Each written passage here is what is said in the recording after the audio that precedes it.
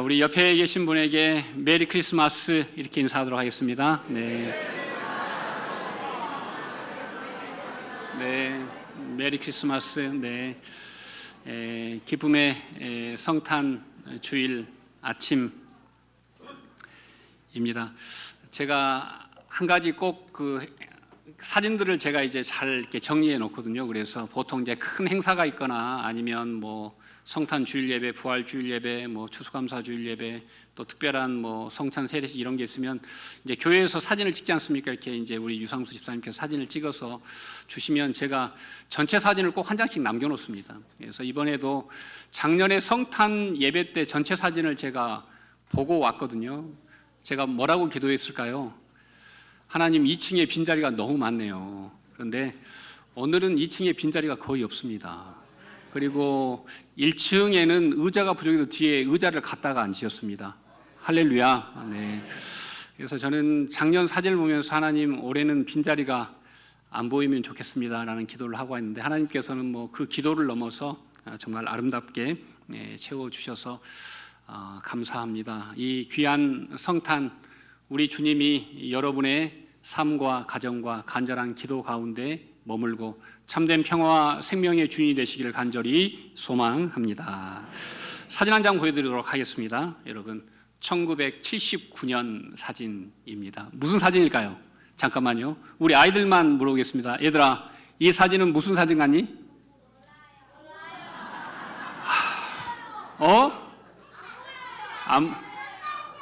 자, 그러면은 객관식 문제를 할게. 자, 1번. 자, 이분들은 1번 벌을 서고 있다. 자, 2번. 이분들은 새벽에 더 추운데 찬양을 하고 있다. 뭘까? 네, 알겠습니다. 우리 아이들은 알면서도 저렇게 모른 척 하는 것 같습니다. 네, 1979년 아주 추운 겨울날 새벽송을 하던 우리 신앙의 선배들의 모습인데요. 1979년에 여러분들은 어떤 삶을 사셨습니까? 저 때만 해도 제가 이제 80년대 저는 이제 새벽송을 따라다녔는데, 어릴 때 뭐 보면 초등학교, 중학교 때 이렇게 따라다녔는데, 그때는 이제 후레쉬가 있었거든요. 근데 이제 79년도만 해도 이제 촛불을 해가지고 등을 만들어가지고 그 등 밑에다가 교회 이름을 딱 파가지고 이렇게 들고 다니면서 집집마다 이렇게 예수 오심에 대해서 천사들의 역할을 했던 찬양 대원들, 그때는 찬양 대원이 이 일을 했습니다. 그리고 자원하는 분들이 따라갔죠. 그래서 어찌 보면 이런 아름다운 이런 우리 교회의 이런 것들이 다 사라져버리고, 또 우리 아이들은 그런 걸 잘 모르는 시대를 살고 있지만, 저는 바라기는 우리 교회가 우리 아이들에게 바른 말씀과 은혜와 성령을 늘 전하는, 계승하는 교회가 되었으면 좋겠습니다. 마태와 누가의 성탄을 바라보는 렌즈는 아주 다릅니다. 두 사람이 영화 감독이라고 생각하면 누가는 상당히 예술가적인 기질이 많습니다. 그래서 누가의 성탄의 프리즘에는 성탄 칸타타가 5번 등장합니다. 마리아의 찬양, 사가랴의 찬양, 천사들의 찬양, 목자들의 찬양, 시몬의 찬양, 이렇게 5개의 찬가가 누가복음에는 울려 퍼지죠. 오늘 우리 주사랑 찬양대에서 오늘 찬양을 칸타타를 준비했는데 몇 곡을 준비했습니까? 상당히 성경적입니다. 대단하시죠? 이렇게 실력이 있는 우리 주사랑 찬양대 찬양을 좀 이따 우리가 함께 듣도록 하겠습니다. 그렇지만 여러분, 마태의 성탄은 어떨까요? 마태, 오늘 본문에 읽은 마태복음에 나오는 성탄은 상당히 다큐멘터리 같습니다. 누가복음이 어떤 뮤지컬을 찍는 감독 입장으로 성탄을 찍었다면, 마태복음은 한 남자의 고단한 삶을 따라가는 다큐를 찍었습니다. 오늘 본문에 나오는 요셉이라는 사람, 아내의 임신을 받아들였고, 그리고 때가 되어서 잉태할 때가 되었지만 그 아이를 해산할 안전한 집도 그리고 구할 수 있는 능력도 없는 한 사람이 오늘 본문에 등장하고 있습니다. 마태는 성탄이라는 사건이 한 인간의 계획이 산산이 부서지고 마음이 무너져 내리는 깊은 어두운 밤에 시작되었음을 우리에게 보여주고 있습니다. 오늘 이 자리에 앉은 여러분들 중에서도 인생의 중요한 계획들이 무너지고 생각지 않는 어려움들이 계속되는 상황 속에 있는 분들이 있을 것입니다. 안정된 길을 걷고 싶었지만 예기치 않는 질병, 갑작스러운 실직 혹은 믿었던 관계가 한순간에 파탄나고 망연자실한 분들도 계실 것입니다. 오늘 마태가 들려주는 요셉의 이야기는 바로 그 지점, 우리의 계획이 무너진 곳, 막막한 곳, 인간으로서는 소망이 없는 곳에 우리 주님께서 임함을 우리에게 장중한 한 컷으로 보여주고 있습니다.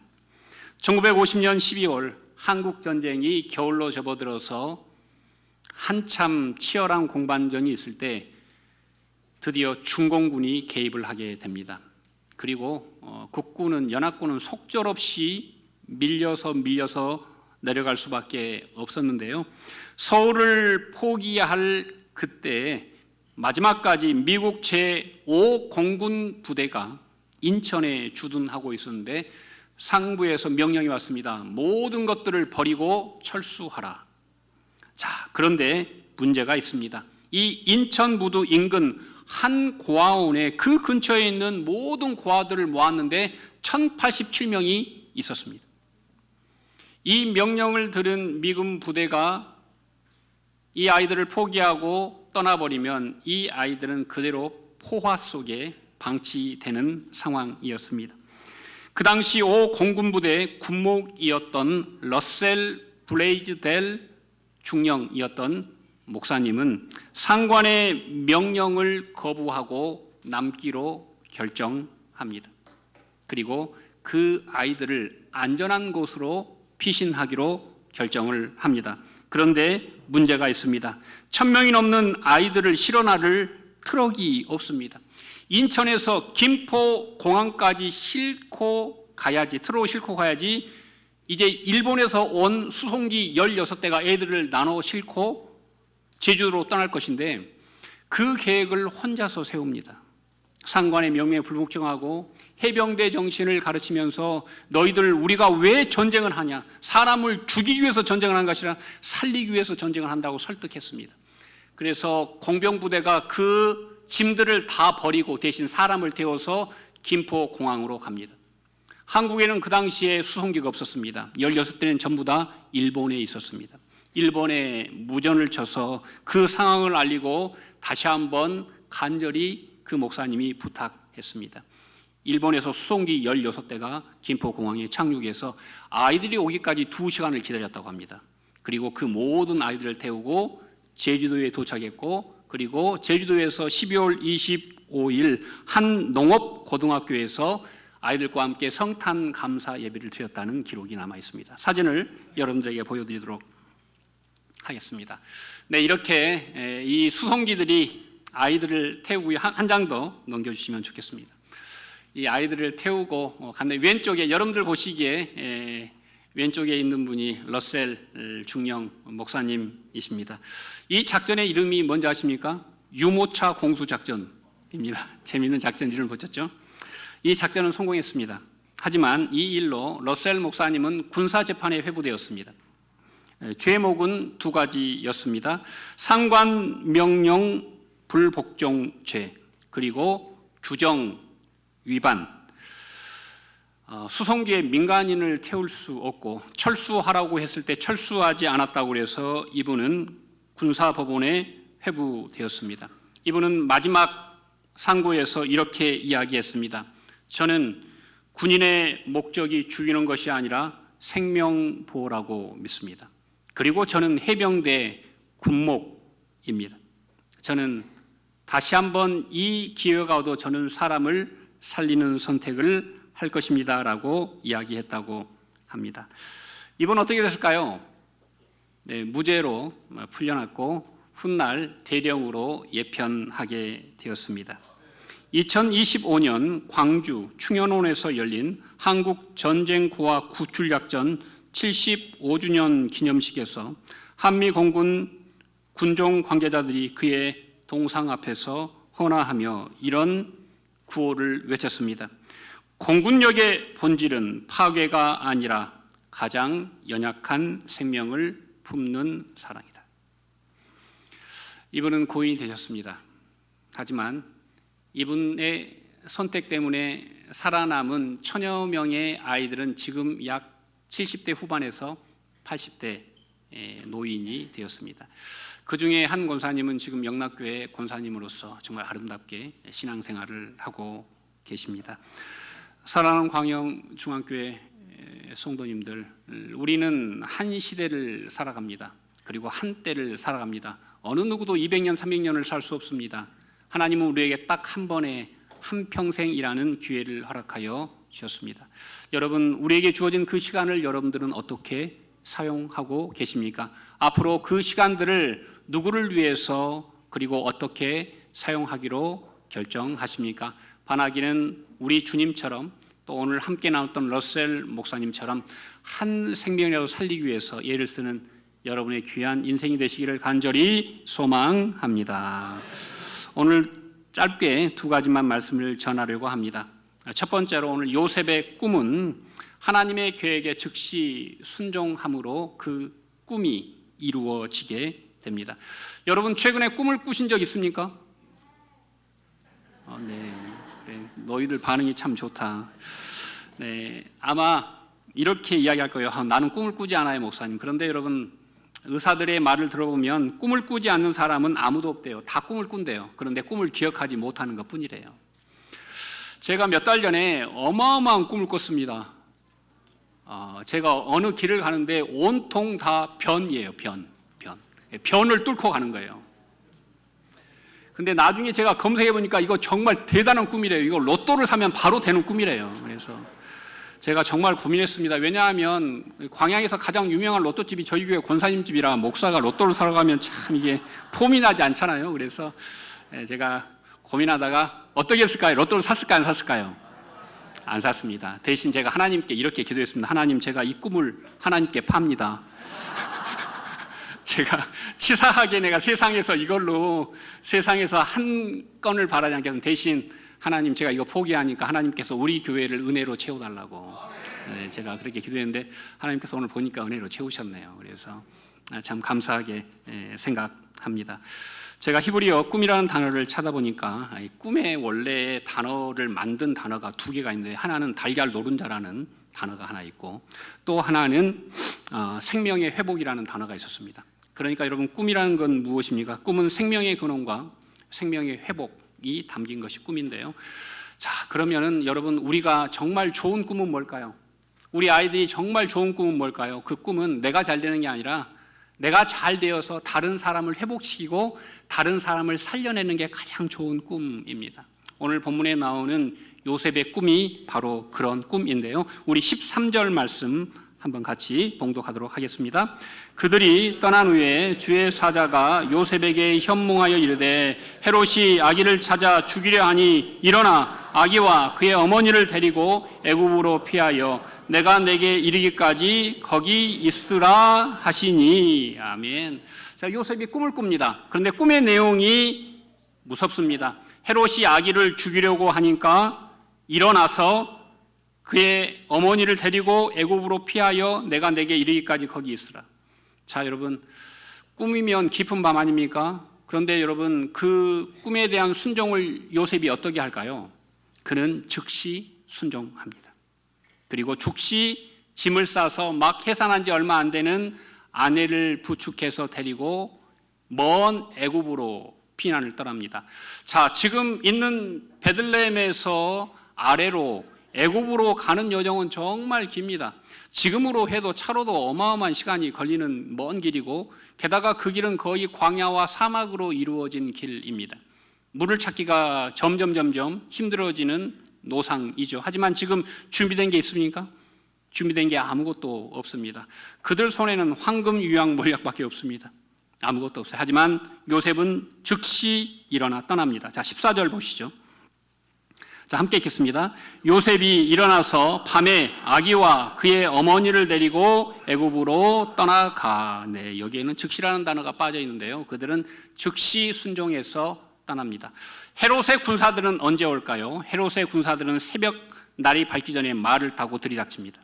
만약 그들이 즉시 밤에 떠나지 않았다면 헤롯의 병사들의 손에 그들은 무참하게 학살되었을 것입니다.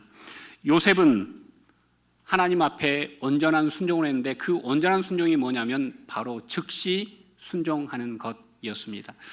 아마 이 자리에 계시는 많은 분들도 올 한 해를 돌아볼 때 내가 하나님 앞에 즉시 순종한 일이 있고 어떤 부분은 즉시 순종했어야 되는데 순종하지 못한 부분들이 계실 것입니다.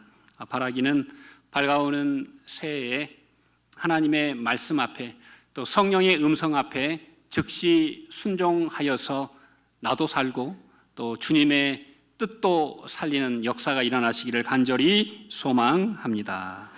자, 우리가 끝으로 한 가지만 더 말씀을 보도록 하겠습니다. 15절 보시죠. 자, 함께 읽겠습니다. 헤롯이 죽기까지 거기 있었으니 이는 주께서 선지자를 통하여 말씀하신 바 애굽으로부터 내 아들을 불렀다 함을 이루려 하심이라. 네, 늘 하나님의 계시, 하나님의 꿈에는 두 가지가 있습니다. 하나는 생명을 살리는 것이고 하나는 하나님의 말씀을 이루는 그 두 가지가 동시에 들어가 있는데요. 오늘 본문에 보니까 선지자를 통하여 말씀하신 바를 이루겠다라고 말씀하십니다. 자, 호세아서 11장 1절을 보시죠. 자, 호세아서 11장 1절 없나요? 제가 봉독해 드리겠습니다.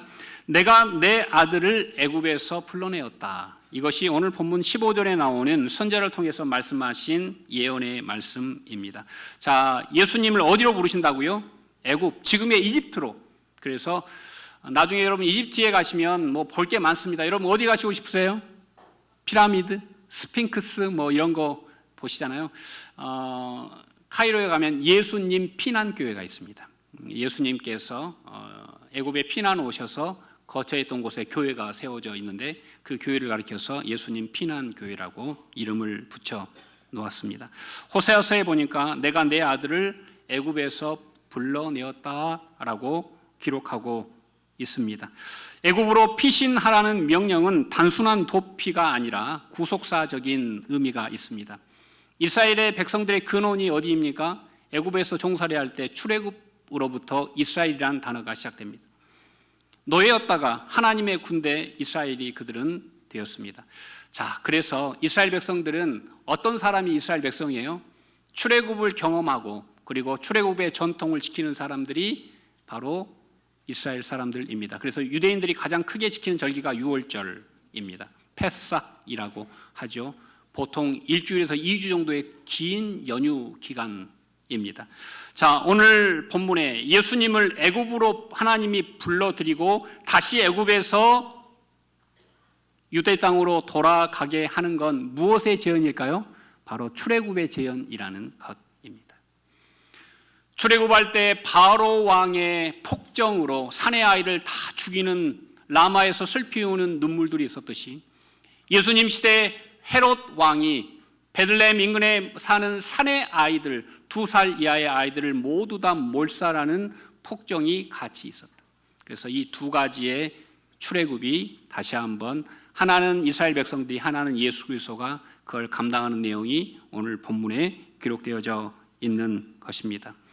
사랑하는 광영중앙교회 성도 여러분, 이건 우리에게 무엇을 의미하고 있습니까?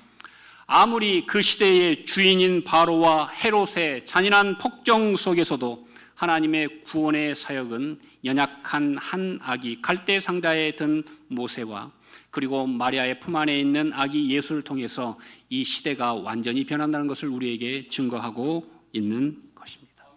앞으로 이 시대는 엄청나게 변할 것입니다. AI가 사람보다 더 많은 것을 통제하고 일을 하게 될 것입니다. 하지만 그럼에도 불구하고 우리는 하나님의 계시를 받는 영적인 존재라는 사실을 늘 잊어서는 안 됩니다. 마태복음 1장 23절을 읽고 말씀을 맺도록 하겠습니다. 자, 있습니까? 없습니까? 네, 제가 봉독해 드리겠습니다. 보라, 처녀가 잉태하여 아들을 낳을 것이요 그의 이름을 임마누엘이라 하리라 하셨으니 이를 번역한즉 하나님이 우리와 함께 계시다 함이라. 아멘. 마태복음 1장 23절이고요. 마태복음은 28장 20절에서 끝나는데 여러분 한번 성경책 가지고 계신 분들은 마태복음 제일 끝장 끝절 28장 20절을 보시죠. 자, 우리 함께 봉독하겠습니다. 내가 너희에게 분부한 모든 것을 가르쳐 지키게 하라. 볼지어다 내가 세상 끝날까지 너희와 항상 함께 있으리라 하시니라. 아멘. 마태복음은 예수님이 태어나시면서 우리와 함께 하신다는 약속을 하셨고요. 마태복음이 끝나면서 예수님이 부활 승천하시면서 우리와 함께 계시겠다고 약속하신 임마누엘과 임마누엘 사이에 그 모든 하나님의 역사가 세워져 있습니다. 저는 우리 교회도 마찬가지라고 믿습니다. 우리 교회가 39년에 출발했고 내년에 40주년이고요. 또 여러분들이 지금까지 인생을 살아오신 처음과 끝 무엇이 있습니까? 임마누엘, 우리 주님께서 우리와 우리 교회와 함께 하신 줄 믿습니다. 그 주님께서 내년 2026년을 안팎으로 싸서 여러분들을 보호하시고 인도하시고 동행하시고 새 역사를 이루어 가실 줄 믿습니다. 오늘 2025년 성탄 주일을 맞아서 성탄 예배를 통해서 요셉의 꿈이 이 시대에 여러분의 꿈이 되어서 하나님의 뜻과 구속의 역사를 이루어가는 우리 모두가 되시기를 간절히 축원드립니다. 기도하시겠습니다. 사랑과 은혜가 충만하신 하나님 감사합니다. 우리의 계획이 무너진 것을 두려워하지 않겠습니다. 오히려 그 실패의 자리로 우리를 찾아오신 임마누엘 예수님을 우리가 만남이 복입니다.